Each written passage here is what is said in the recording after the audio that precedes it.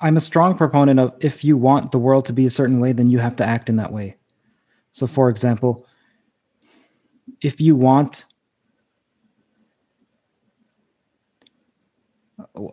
easy example, if you want others to not be racist, then don't be racist. If you want others to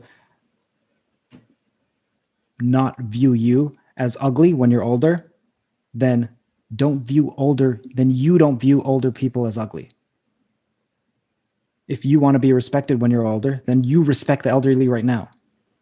So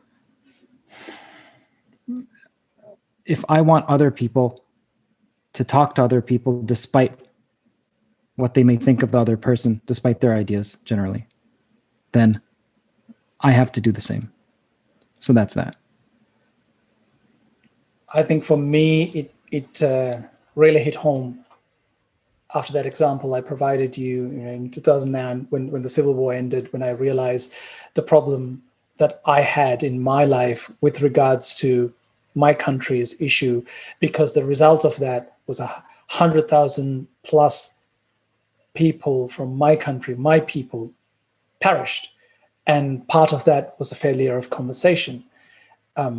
So I make it a point to have conversations with people I disagree, and I encourage people to do so in a way that Curt put it.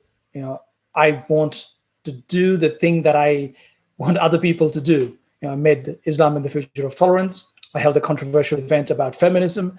Now I made Better Left Unsaid with Curt, where although we disagree, and there's this amazing documentary that inspired this whole journey for me, Best of Enemies.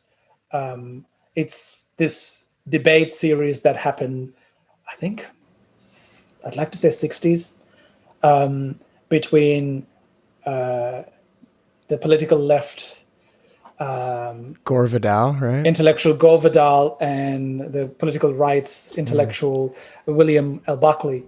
Those conversations they had were just intellectually it's so interesting.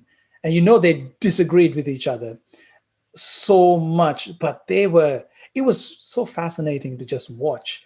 But they managed to do it.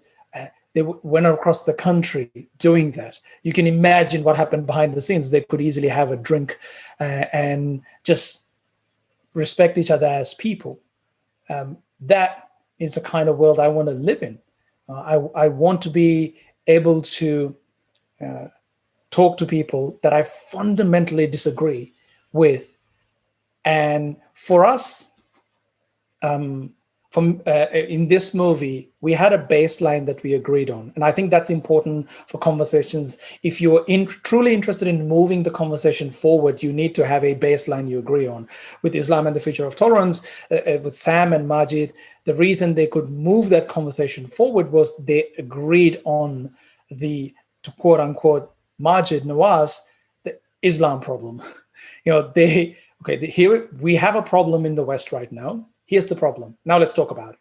So Curt and I agreed there is a problem here with the far left and its implications to the West. So we based, that baseline is there. And from there on, how we go about it, there are many things, as you witnessed, we disagree on. But that doesn't matter, because we have this foundation.